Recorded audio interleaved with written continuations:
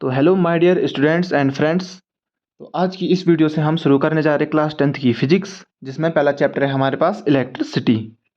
तो इलेक्ट्रिसिटी क्या होता है, क्या होती है, पहले ये देखते हैं हम। इलेक्ट्रिसिटी जो है आज के ज़माने में बहुत इंपॉर्टेंट एनर्जी का सोर्स है। Electricity is an important source of in electricity is an important source of energy in modern time. ठीक है, एनर्जी का ये बहुत बड़ा मॉडर्न एनर्जी का बहुत बड़ा सोर्स है ये। तो अब हम देखेंगे कि इलेक्ट्रिसिटी कहाँ यूज़ होती है, क्या होती है इलेक्ट्रिसिटी सबसे पहले ये देखेंगे हम। तो इलेक्ट्रिसिटी जो है, जो इलेक्ट्रिक चार्जेस होते हैं उनके जब मूव इलेक्ट्रिक चार्जेस जब एक पॉइंट से दूसरे पॉइंट तक मूव करते हैं तो इलेक्ट्रिसिटी जनरेट होती है। या फिर इलेक्ट्रिसिटी उसको कहते हैं हम, जब इलेक्ट्रॉन जो है flowing of electron is called electricity. जब इलेक्ट्रॉन जो है फ्लो करते हैं एक डायरेक्शन में तो इनको हम इलेक्ट्रिसिटी कहते हैं। तो वो इलेक्ट्रिसिटी का निर्माण करते हैं।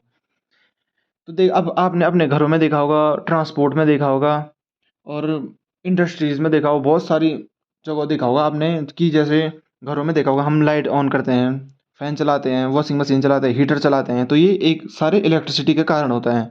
और जैसे ट्रांसपोर्ट में देखा होगा आपने, ट्रेनों को खींचने के लिए काम होता है जो, वो भी इलेक्ट्रिसिटी के द्वारा होता है। इंडस्ट्रीज़ में देखा होगा, बहुत बड़े बड़े उद्योगों में देखा होगा आपने, वहाँ भी इलेक्ट्रिसिटी का यूज़ होता है। ठीक है, शहरों में लाइट के लिए इलेक्ट्रिसिटी का यूज़ होता है। सोलर पैनल इलेक्ट्रिसिटी निर्माण करने के लिए बनाए जाते हैं। जैसे डैम हो गए इतने बड़े बड़े, उनसे हम इलेक्ट्रिसिटी वो करते हैं, निर्माण करते हैं, इलेक्ट्रिसिटी बनाते हैं।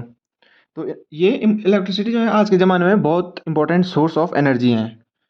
तो अब देखते हैं इलेक्ट्रिक चार्ज जो है हमारे पास दो टाइप के होते हैं। पहला होता है पॉजिटिव और एक होता है negative. Types of electric charge क्या होते हैं? There are two types of electric charge.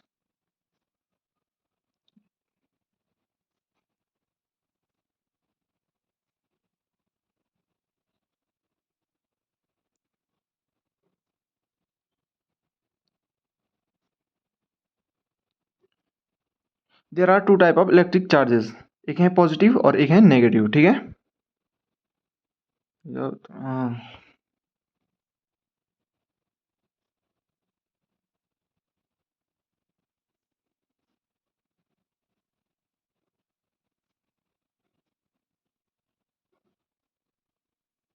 एक होता है नेगेटिव चार्ज। और इन दोनों की सबसे खास बात क्या होती है कि जो है सेम चार्जेस होते हैं वो एक दूसरे को रिपेल करते हैं, और अपोजिट चार्जेस जो होते हैं एक दूसरे को जो है अट्रैक्ट करते हैं। जैसे प्लस प्लस चार्ज हैं, जो जो प्लस प्लस चार्ज हो गया, जैसे आपने देखा होगा सेल में, तो ये प्लस चार्ज हैं अगर, और ये प्लस चार्ज हैं, तो ये एक दूसरे को रिपेल करते हैं। रिपेल, ये एक दूसरे को क्या करते हैं, एक दूसरे को रिपेल करते हैं। ठीक है, एक दूसरे को ये रिपेल करते हैं। और जो है अपोजिट चार्जेस होते हैं, जैसे पॉजिटिव हो गया और एक नेगेटिव हो गया, एक पॉजिटिव हो गया और एक नेगेटिव चार्ज हो गया, तो ये एक दूसरे को क्या करते हैं, अट्रैक्ट करते हैं। ये एक दूसरे को क्या करते हैं, अट्रैक्ट। इनकी ये खास बात होती है कि opposite charges repel to opposite charge attract to each other, और सिमिलर चार्जेस जो होते हैं, यानी कि पॉजिटिव प्लस पॉजिटिव या फिर नेगेटिव नेगेटिव, एक दूसरे को रिपेल करते हैं। इनकी एक ये खास बात होते हैं। इसको हम, आप इसको नोट कर लीजिए, मैं बोल रहा हूँ, आप नोट्स बना सकते हो इनको। ठीक है, तो अब इसमें आगे देखते हैं हम। तो ये हो गया opposite charges attract each other and similar charges repel to each other. ठीक है, ये हो गया। अब इसमें देखते हैं इलेक्ट्रिक चार्ज की जो यूनिट होती है, वो इलेक्ट्रिक चार्ज को हम किस में मेजर करते हैं। तो व्हाट इज ऐसा unit of electric charge? Electric charge को जो है हम किस कौन सी यूनिट में मेजर करते हैं? तो इलेक्ट्रिक चार्ज की जो यूनिट होती है उसको हम कहते हैं कूलम्ब। कूलम्ब जो है एक बहुत बड़ी यूनिट होती है। तो S electric charge unit of electric charge is SI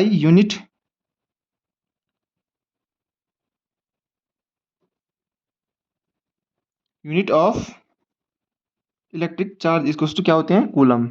इसको हम C से डिनोट करते हैं, और होती क्या है, कूलम। इसको हम C से डिनोट करते हैं। अब हमको पता है कूलम जो है इलेक्ट्रिक चार्ज की यूनिट होते हैं, तो अब हम इसको देखेंगे इसकी क्वांटिटी की। जैसे एक कूलम बराबर क्या होता है, तो एक कूलम क्या होता है, जैसे यहाँ पे एक पॉजिटिव प्लस एक एक चार्ज है यहाँ पे। ठीक है, और इसमें इस 1 मीटर दूरी पर इसका सेम एक और चार्ज है। तो एक कूलम होता क्या है कि एक कूलम जो है इलेक्ट्रिक चार्ज की वो क्वांटिटी होते हैं जो 1 मीटर दूरी पर सिमिलर चार्ज पर जो है 9 × 10⁹ न्यूटन का फोर्स लगाती हैं, ठीक है। सेम ये होता है 1 कूलम इक्वल्स टू कि जो है 1 coulomb of electric charge is 1 coulomb of electric charge is that quantity of 1 coulomb of electric charge which exert a force of 9 × 10⁹ Newton's on the equal charge placed at a same distance from it। Same distance मतलब 1 metre की दूरी पर रखे हैं। तो ये definition होती है कूलम की, 1 कूलम की, ठीक है। इसको लिखता हूं मैं। तो ये हो गई 1 कूलम की meaning. 1 coulomb is that quantity of electric charge which exert a force of 9 × 10⁹ Newton's. Newton जो है फोर्स की जो है फोर्स को मेजर करने की वो यूनिट होती हैं। तो 9 × 10⁹ newtons on an equal charge placed at a distance of 1 metre from it. इससे जो है 1 मीटर की दूरी पर जो दूसरा चार्ज रखा होगा उस पर जो है ये 9 × 10⁹ न्यूटन का फोर्स लगाएगा 1 मीटर दूरी पर। इसको कहते हैं हम 1 कूलम, ठीक है। इसको कहते हैं हम 1 कूलम। तो अब जैसे बहुत सारे मैटर्स होते हैं, तो मैटर जो है, मैटर में जो दो सबसे इम्पोर्टेंट वो होते हैं, सबसे इम्पोर्टेंट जो पार्टिकल्स होते हैं मैटर में वो पाए जाते हैं प्रोटॉन और इलेक्ट्रॉन। मैटर के अंदर मैटर जो होते हैं, बहुत सारे मैटर्स होते हैं, उसके अंदर जो है दो पार्टिकल्स मेन पाए जाते हैं, प्रोटॉन एंड न्यूट्रॉन, ठीक है। तो प्रोटॉन और इलेक्ट्रॉन, सॉरी न्यूट्रॉन न्यूट्रल होता है, न्यूट्रॉन की बात बाद में होगी। पहले सबसे इंपॉर्टेंट है हमारे पास प्रोटॉन और electron.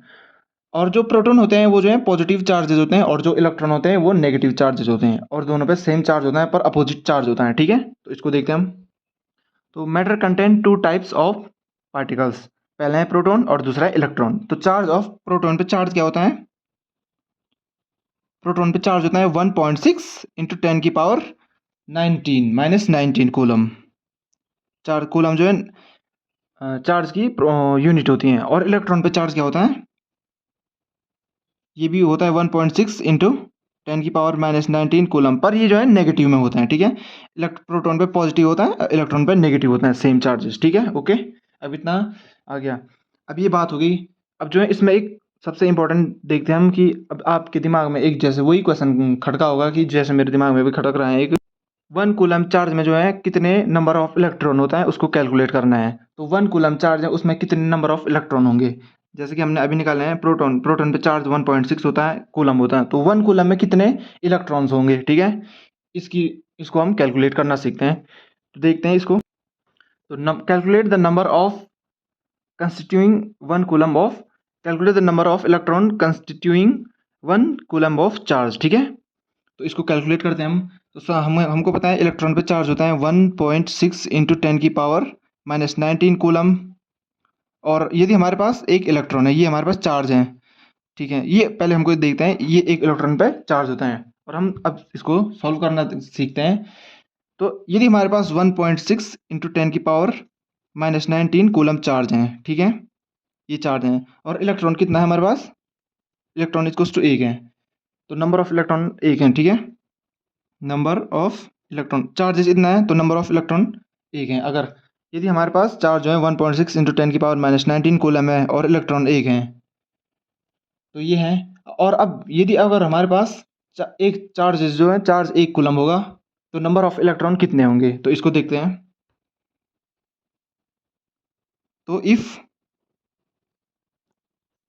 Charge equals to 1 coulomb then number of electron क्या होगा, then number of electron equals to क्या होगा 1/1.6 × 10⁻19 और इंटू 1 क्या है, चार्ज है यहाँ पे, ठीक है। तो इसको सॉल्व करते हैं हम।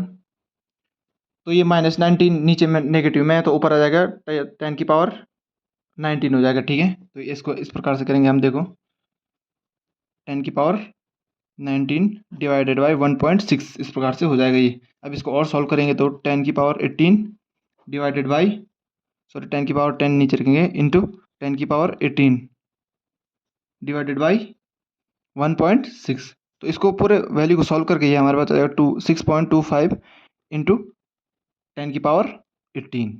तो ये हो जाएगा 1, तो ये हो जाएगा इतने इलेक्ट्रॉन, 1 कूलम में जो है इतने इलेक्ट्रॉन रहते हैं, ठीक है। 6.25 इंटू 10 की power electron taken together constitute 1 coulomb of charge, ठीक है। इससे ये साबित होता है कि कूलम जो है बहुत बड़ी क्वांटिटी है, बहुत बड़ी जो है यूनिट है इसको मेजर, इलेक्ट्रिक चार्ज को मेजर करने की। तो आप देख ही रहे होंगे, जैसे हमारे पास एक कूलम का झटका लगता है किसी पे, तो इतने इलेक्ट्रॉन एक समय में हमारे बॉडी में अंदर एंटर कर जाएंगे। तो आप देख ही सकते हो कितना कैसे झटका लगेगा आप करंट करंट। तो अब इसमें और देखते हैं हम कि इसका मैं आज बेसिक करा रहा हूँ आपको सिर्फ कि इलेक्ट्रिसिटी क्या होते हैं, कैसे इसकी चीज़ें होती हैं, ठीक है। इसके बाद दूसरे वीडियो से हम इसका अच्छे से लेक्चर चालू करेंगे। पहले इसके बेसिक बेसिक चीज़ें आपको बता रहा हूँ। अब इसमें आते हैं कंडक्टर्स और इंसुलेटर्स। कंडक्टर क्या होते हैं, इंसुलेटर क्या होते हैं।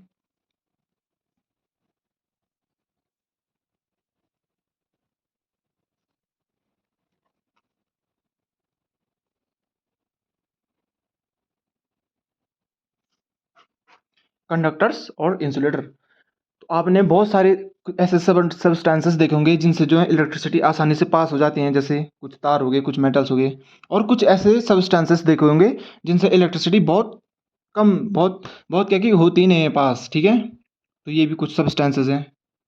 तो दो substances through which electricity can flow are called conductors, and दो substances through which electricity can not flow are called insulators. तो इसको पहले लिखता हूँ। अब मैं पहले तो आपको खुद बनानी चाहिए नोट्स, क्योंकि ये बेसिक क्लास है, इतनी आसानी से बोल रहा हूँ मैं। तो पहले मैं इसका नोट्स, इन दोनों डेफिनेशन को लिख देता हूँ, फिर इनके एग्जांपल देखते हैं। तो ये है कंडक्टर्स के बारे में। दो substances through which electricity can flow are called conductors, जिनसे इलेक्ट्रिसिटी जो है ईजी से फ्लो हो जाती है। जैसे ऑल मेटल्स हो गए, सिल्वर, कॉपर, एल्यूमिनियम एक्सेट्रा। और कुछ ऐसे हीटिंग एलिमेंट्स होते हैं, जैसे घर में देखे होंगे आपने, हीटर ऑन करते हैं तो वो लाल हो जाता है बिल्कुल। तो ऐसा भी, ये भी कंडक्टर्स होते हैं, पर ये अलग टाइप के कंडक्टर्स होते हैं और इनको कंडक्टर ही कहते हैं, ठीक है। अब जो है इंसुलेटर के बारे में देखते हैं, जिनसे इलेक्ट्रिसिटी फ्लो ही नहीं होती है बिल्कुल, ठीक है। तो इसको भी लिखता हूँ मैं। तो ये हो गया, दो substances through which electricity can not flow are called insulators. For example glass हो गया, रबर हो गया, एवोनाइट हो गया, मोस्ट प्लास्टिक्स हो गई, पेपर हो गया, ड्राई वुड हो गई, और कॉटन हो गई, इससे बहुत ज़्यादा है। तो अब इसका जो है एक बीच का मेन पॉइंट है, जैसे कंडक्टर्स में इलेक्ट्रिसिटी कैसे फ्लो हो जाती हैं और इंसुलेटर्स में इलेक्ट्रिसिटी क्यों नहीं फ्लो होती हैं। तो जो है कंडक्टर्स जो होते हैं उनमें जो है उनके न्यूक्लियस में जो इलेक्ट्रॉन होते हैं वो फ्री इलेक्ट्रॉन्स होते हैं, फ्री इलेक्ट्रॉन्स होते हैं। क्योंकि इलेक्ट्रॉन्स के जो मूवमेंट होता है, जो इलेक्ट्रॉन का, जो इलेक्ट्रॉन जब मूव करते हैं उसी को हम इलेक्ट्रिसिटी कहते हैं। Movement of electron is called electricity. इलेक्ट्रॉनों के गमन पथ को हम विद्युत धारा कहते हैं, ठीक है। तो फ्री इलेक्ट्रॉन्स जो होते हैं उनके मूवमेंट से जो है, जिस सब्सटेंस, जिस मैटर में जो है हमारे पास फ्री इलेक्ट्रॉन होंगे वो जो है कंडक्टर होगा। जिस भी मेटल में तो होते ही हैं, तो ठीक है। अब जो है, जो इनके जितने भी सब्सटेंसेस हैं, कोई भी हैं जो जैसे जो कंडक्टर हैं, तो उसका जो इलेक्ट्रॉन होंगे उसमें जो उसका न्यूक्लियस होगा उससे जो है कम आसानी से बंधे होंगे, ठीक है। मतलब लूजली जो है वो होंगे, क्या बोलते हैं उसको, लूजली इलेक्ट्रॉन लूजली हेल्ड वो होंगे न्यूक्लियस से, ठीक है। लूजली बंधे हुए होंगे। और जो इंसुलेटर होते हैं उनमें जो इलेक्ट्रॉन्स होते हैं वो उसके न्यूक्लियस से जो है बहुत टाइटली वो बंधे हुए होते हैं, ठीक है। जिसके कारण वो मूव नहीं कर सकते हैं। इस कारण से जो है कंडक्टर में आसानी से वो हो जाती हैं, इलेक्ट्रिसिटी आसानी से फ्लो हो जाती है, एंड इंसुलेटर में आसानी से नहीं हो पाती हैं। और अब हम देखते हैं electricity. Electricity can classified into two parts. Electricity जो है हमारे पास दो पार्ट्स में क्लासिफाइड है, जैसे एक है स्टैटिक इलेक्ट्रिसिटी एंड एक है करंट इलेक्ट्रिसिटी। स्टैटिक इलेक्ट्रिसिटी में जैसे कोई ये, अगर ये पेन है तो इसमें अगर करंट है तो ये इस पेन से दूसरी जगह मूव नहीं कर सकते हैं। मतलब स्टैटिक इलेक्ट्रिसिटी में करंट जो है स्टैटिक है, मतलब रुका हुआ है करंट। जैसे हमने एक कंघी है, जैसे सपोज दैट ये एक कंघी है, एक कॉम्ब है, इसको इसको हमने अगर रगड़ा, इसको हमने अगर अपने बालों पे रगड़ा और कागज़ के टुकड़ों के नज़दीक ले गए, तो जो है ये कागज़ के टुकड़ों को अट्रैक्ट कर लेते हैं। देखते हैं हम इसको। तो ये मेरे हेयर्स जो अभी ऑयली हैं, तो जिसके, क्योंकि इसको जो है हमें ड्राई हेयर्स पे रगड़ना होता है, तो अभी मेरे हेयर ऑयली हैं तो इससे नहीं हो पाएगा। तो जो है स्टैटिक इलेक्ट्रिसिटी इस प्रकार की होती है, जैसे सपोज दैट थंडरिंग हो गई, जैसे लाइटनिंग देखी हो आपने, बिजली कड़कते हैं, उसको भी हम स्टैटिक इलेक्ट्रिसिटी कहते हैं। क्योंकि थंडरिंग लाइट तो ऐसे तो है नहीं, हम उसको एब्जॉर्ब करके जैसे दूसरे देशों में वो फ्लो, दूसरे देशों को दे देंगे, लो भाई बिजली पकड़ो, दूसरे राज्यों को दे देंगे। ऐसे तो नहीं होगा। और करंट इलेक्ट्रिसिटी में ऐसा होता है, करंट इलेक्ट्रिसिटी में जो होता है, करंट जो है मूविंग होता है। जैसे पहले एक होते हैं स्टैटिक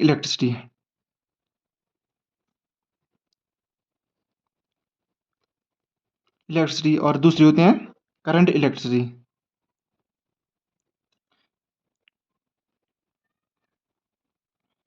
करंट इलेक्ट्रिसिटी में क्या होता है, जैसे जो हमारे घर में बिजली के खंभे देखेंगे उसमें जो तारे लगे होते हैं, उनमें जो है करंट इलेक्ट्रिसिटी होती है। करंट इलेक्ट्रिसिटी जो है मूवमेंट ऑफ इलेक्ट्रिसिटी।